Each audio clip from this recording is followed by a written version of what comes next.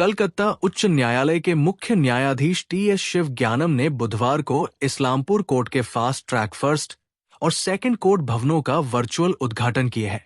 इस मौके पर इस्लामपुर अदालत भवन में जिले के मुख्य सत्र न्यायाधीश, इस्लामपुर अदालत के वकील, राज्य मंत्री गुलाम रब्बानी, महकमा शासक प्रिया यादव और पुलिस प्रशासन के अधिकारी मौजूद थे। उपस्थित वकीलों ने कहा कि वे दोनों अदालतें मुख्य भवन के बाहर थी और वहां काफी दिक्कतें होती थी। हम काफी समय से उस भवन के हस्तांतरण की मांग कर रहे हैं। अंततः हमें खुशी है कि आज इन दोनों अदालतों का उद्घाटन हुआ। इस बीच 2 करोड़ 11 लाख रुपए की लागत से भवन का निर्माण कराया गया। वकील फिरोज अहमद ने बताया, इन भवनों के उद्घाटन से हम खुश हैं, लेकिन कोर्ट भवन में बार लाइब्रेरी बनाने के लिए संबंधित जगहों में आवेदन दिया गया है। कोर्ट तो बन गया, लेकिन वहां हम वकीलों को बैठने के लिए पर्याप्त जगह नहीं है। बार लाइब्रेरी हॉल में वकील वहां बैठ सकते हैं, याचिकाएं लिख सकते हैं और अस्थायी आराम कर सकते हैं। कई वरिष्ठ वकील हैं, उनके लिए बार बार ऊपर नीचे जाना मुश्किल होता है।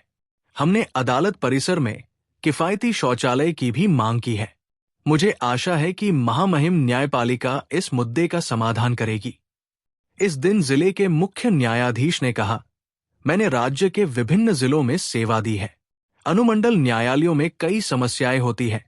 उन समस्याओं को दूर करने और कार्यवाही में तेजी लाने के लिए बुनियादी ढांचे की आवश्यकता होती है। मुझे उम्मीद है कि इस्लामपुर में न्याय व्यवस्था में तेजी आएगी। I would like to first of all express my thanks and gratitude to the Honorable Minister Ghulam Rabbani, who is present, who has made a time out of his busy schedule to be present and be a part of this August occasion. And I already got information that in the recent past, there have been some sporadic incidents which had prompted the the need for augmenting the security and beefing up the security establishment in the court premises. My SP Islampur PD, the Honorable DIG of Raiganj range, both of them are present, and I have already taken up the issue with them, and they have ensured me in the different meetings which we have held that they are looking into the matter. They have already informed their higher-ups, and very soon we are going to have a comprehensive security system as ventilated by the Honorable Chief Justice in the court.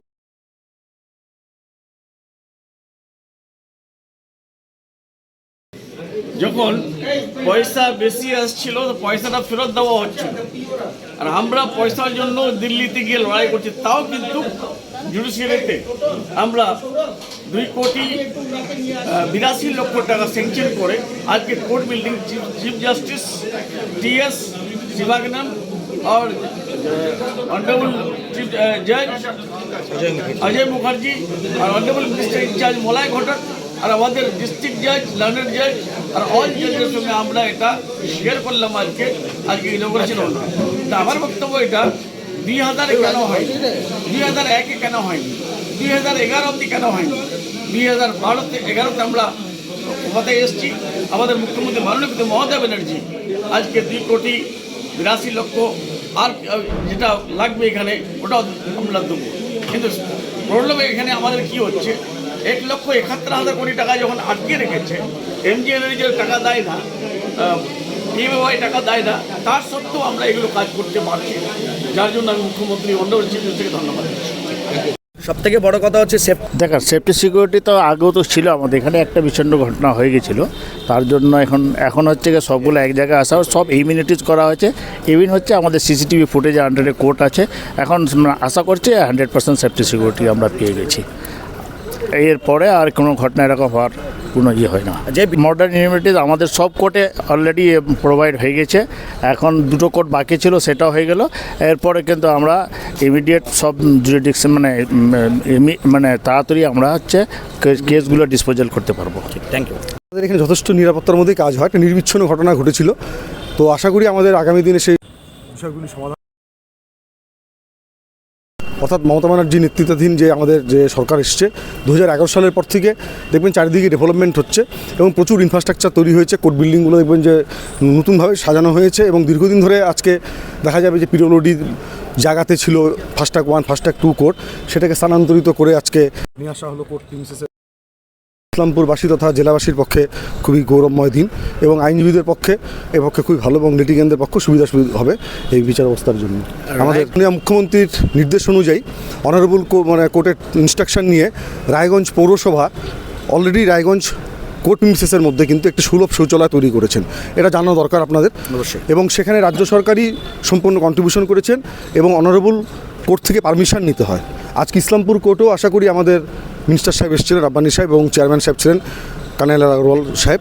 তো আশা করি ওনারা honourable court থেকে permission নিয়ে নিলে পরে অবশ্যই রাজ্য সরকার এখানেও একটি সুলভ শৌচালয় করে দেবেন। কি নাম আপনার? আমার নাম স্বরূপ বিশ্বাস, আমি পাবলিক প্রসিকিউটর উত্তর দিনাজপুর। Thank you. এটা আমাদের অনেক আকাঙ্ক্ষিত ছিল এবং আপনাদের একটু বলে দিই আমরা আমাদের এই কোর্ট বিল্ডিংয়ের প্রস্তাবটা, এই যে আমাদের আজকে যে দুটো রুম আমাদের উদ্বোধন হয়েছে, কিন্তু এর আগে যে আমাদের দুটো ফ্লোর উদ্বোধন হয়েছিল সেটার প্রস্তাব অনেক আগে ছিল, কিন্তু এর আগে সেটা কার্যকারী হয়নি। কিন্তু পরবর্তীকালে তৃণমূল সরকার আসার পরে আমরা প্রথমে এটাকে আমরা একটা আন্দোলনের রূপে নিয়ে আসি। আমরা এটাকে নিয়ে অ্যাজিটেট করি এবং এই কোর্ট বিল্ডিংটা এখানে স্থাপিত করতে হবে, তাড়াতাড়ি কনস্ট্রাকশন করতে হবে এই বলে আমরা তখন তদাকালীন মন্ত্রী মাননীয় আব্দুল করিম চৌধুরী সাহেবের হাত ধরে আমরা মলয় ঘটক সাহেবের কাছে পৌঁছেছিলাম এবং ওনার কাছ থেকেই আমরা প্রথম ওনার কাছে আমি নিজেই গিয়েছিলাম, দুবার ওনার কাছে গিয়েছিলাম আমি আমাদের বাড়ির রেজুলেশন নিয়ে।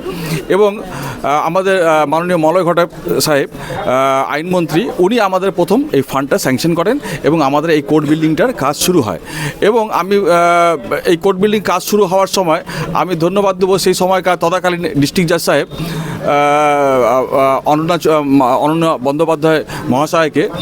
তিনি অগ্রণী ভূমিকা গ্রহণ করেছিলেন এবং এই বারের সমস্ত এখানে দোকান ক্লিয়ার করা, জায়গাটাকে অ্যাকোয়ার করা এবং বিল্ডিংয়ের প্রথম কাজগুলো উনি শুরু করেছিলেন। এবং এবারে হচ্ছে আমাদের বর্তমান ডিস্ট্রিক্ট জাজ সাহেব অগ্রণী ভূমিকা নিয়েছেন এই দুটো বিল্ডিংকে উদ্বোধন করবার জন্য এবং আমাদের আশ্বাসও দিয়েছেন যে খুব তাড়াতাড়ি লিফটের কাজটা হয়ে যাবে বলে আমি ওনাকেও ধন্যবাদ দিচ্ছি। প্রথম কথা হচ্ছে যে এই বিল্ডিংটা আমাদের অনেক আকাঙ্ক্ষিত ছিল এবং এটা আরও অনেক আগে হওয়া উচিত ছিল, অনেক দীর্ঘায়ু হয়েছে কিন্তু শেষ পর্যন্ত হয়েছে। তার জন্য জুডিশিয়ারির প্রত্যেকটি অফিসার্সকে যারা যে পদে আছেন এবং এই বিল্ডিংটা হওয়ার জন্য সাহায্য করেছেন তাদেরকে আমরা সমর্থন জানাচ্ছি এবং ধন্যবাদ জানাচ্ছি। আমাদের সত্যিই খুব সুবিধা হবে। সেফটি সিকিউরিটির ব্যাপারটা নিয়ে আপনাদেরকে বলি যে সেফটি সিকিউরিটির ব্যাপার নিয়ে এর আগেও আমাদের জুডিশিয়ারির সাথে আমাদের বার অ্যাসোসিয়েশনের দফায় দফায় মিটিং হয়েছে এবং সেখানে পুলিশ প্রশাসন উপস্থিত ছিল এবং সেখানে আমাদের কতগুলো প্রস্তাব নিয়ে সেগুলোকে পাঠানো হচ্ছে স্যাংশনের জন্য। সেগুলো হচ্ছে প্রথম কথা ইসলামপুর কোর্টের ভেতরে একটা 24 আওয়ার্স সিকিউরিটি গার্ডের ব্যবস্থা করা। তার জন্য আমরা একটা জায়গাকেও নির্ধারণ করেছি, একটা স্পেসকে নির্ধারণ করেছি, সেখানে হচ্ছে সারাদিন থ্রু আউট ডে নাইট একটা পাহাড় একটা ব্যবস্থা করা। 2 নম্বর হচ্ছে আমাদের এখানে একটা পার্কিংয়ের ব্যবস্থা করা। আমাদের এখানে কোনো নির্দিষ্ট পার্কিং নেই, সেই পার্কিংগুলোকে আমাদের একটা গাড়িগুলোকে যত লিটিগেন্টস এবং ল ক্লার্কস এবং জুডিশিয়াল অফিসারদের গাড়িগুলো আছে সেগুলো কোর্টের বিভিন্ন প্রাঙ্গণে বিচ্ছিন্নভাবে রাখা থাকছে। এর জন্য হচ্ছে লোকের চলাচলের অসুবিধা হচ্ছে, অনেক সময় অনেক জুডিশিয়াল অফিসার গাড়ি বের করতে অসুবিধা হচ্ছে, লয়ারদের গাড়ি বের করতে অসুবিধা হচ্ছে। নির্দিষ্ট কোনো জায়গা নেই পার্কিংয়ের জন্য, সেটাও খুব দরকার আছে এবং সেটা আমাদের নির্ধারণ করা হয়েছে এবং সেগুলো প্রসেসে আছে। আমি জুডিশিয়ারির কাছে আবেদন করব সেগুলো যাতে তাড়াতাড়ি হয়ে যায়, তাহলে পরে আমাদের মনে হয় যে সেফটি সিকিউরিটির ব্যাপারগুলো অনেকটা সুনিশ্চিত হবে। এছাড়া হচ্ছে আমাদের কিছু সমস্যা রয়েছে আরও, যেরকম ধরুন যে আমাদের উপরে দুটো পাবলিক টয়লেট একটা বড় ইস্যু রয়েছে এবং এছাড়া হচ্ছে আমাদের এখনও পর্যন্ত দুটো জেএম কোর্ট কিন্তু আমাদের বাইরে থেকে গেছে। তার মধ্যে একটা জেএম কোর্ট জেএম 1 সেটা হচ্ছে আমাদের কোর্ট কম্পাউন্ডে রয়েছে, আরেকটা জেএম কোর্ট যেটা হচ্ছে এসডি অফিসের বিল্ডিংয়ে এখনও রয়েছে, যেটা হচ্ছে এর আগে এসডি অফিসের প্রথমে গোডাউন হিসেবে ব্যবহার হতো, পরবর্তীকালে সেটাকে এডিজে কোর্ট হিসাবে রূপান্তরিত করা হয় এবং বর্তমানে সেটা হচ্ছে এডিজে 2 হিসাবে কাজ করছে, এই জেএম 2 হিসাবে কাজ করছে। এবং সেই কোর্টটাতে আপনারা যদি দেখেছেন যে আমাদের কোর্ট করতে গেলে পেরে বর্ষার সময় এত অসুবিধা হয় যে আমাদের সবাইকে প্রত্যেকে হাঁটু পর্যন্ত জল নিয়ে আমাদেরকে সেই কোর্টে যেতে হয়। তো এই অসুবিধার সম্মুখীনগুলো হচ্ছি। এই নতুন কোর্ট বিল্ডিংয়ে খুব তাড়াতাড়ি যদি সেই কোর্টগুলোকে আনা যায় সেটা একটা ব্যাপার রয়েছে। এবং আমরা একটা দাবি আমরা রেখেছি জুডিশিয়ারির কাছে সেটা হচ্ছে এই কোর্ট বিল্ডিংটা যখন প্রথমে যখন এর প্ল্যানটা পাস হয়েছিল তখন হচ্ছে আমাদের তদন্তকালীন হচ্ছে কমিটি ডিস্ট্রিক্ট জাজের সরকার প্রস্তাব রেখেছিলেন এবং আমাদের একটা বার অ্যাসোসিয়েশনের জন্য লয়ারদের বসবার জন্য একটা রুম নির্ধারিত করা হয়েছিল এবং পরবর্তীকালে যখন বিল্ডিংটা তৈরি হয় তখন কিন্তু একটা লাইব্রেরি বলে একটা রুমকে ইয়ারমার্ক করা হয়েছিল, যদিও সেটাতে বার লাইব্রেরি কথাটা উল্লেখ করা হয়নি কিন্তু লাইব্রেরি কথাটা শুধু উল্লেখ করা হয়েছিল। কিন্তু প্রথমে যখন প্ল্যানটা পাস হয়েছিল তখন সেটাকে আমরা বার লাইব্রেরি বলে আমরা দাবি করেছিলাম যে আমাদের একটা রুম দেওয়া হোক, কারণ এত বড় বিল্ডিংয়ে আমাদের কোথাও বসবার জায়গা নেই। এবং আপনারা দেখেছেন যে বিল্ডিংয়ে যেভাবে কনস্ট্রাকশন হয়েছে আমাদেরকে বসতে গেলে আইদার কোনো কোর্টরুমে বসতে হবে আর নয়তো করিডোরে আমাদেরকে দাঁড়িয়ে থাকতে হবে, করিডোরে কিন্তু বসবার কোনো জায়গা নেই।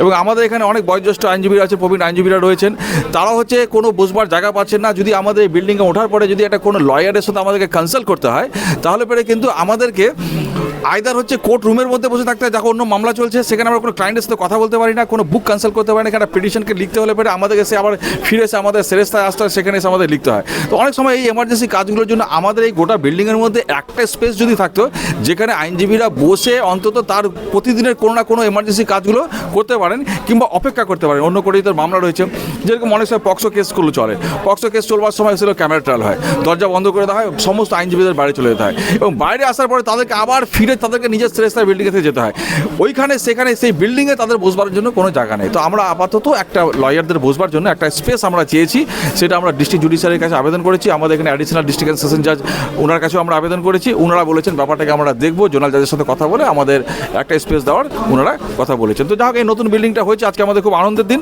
আজকে আমাদের এই বিল্ডিংটা হয়েছে, আমরা এটাকে আমাদের খুব আকাঙ্ক্ষিত ছিল এবং খুব প্রয়োজনীয় ছিল, কারণ যেখানে ফাস্ট ট্র্যাক কোর্টগুলো রান করছিল সেখানে 3 জন লয়ারেরও বসবার জায়গা ছিল না এবং ইভেন কি যদি কোনো আসামি বেশি থাকতো তাদেরও পর্যন্ত দাঁড়ানোর জায়গা থাকতো না, এরকমভাবে একটা কোর্ট চলছিল।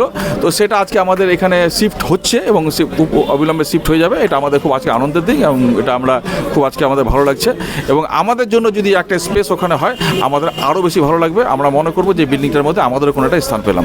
ধন্যবাদ।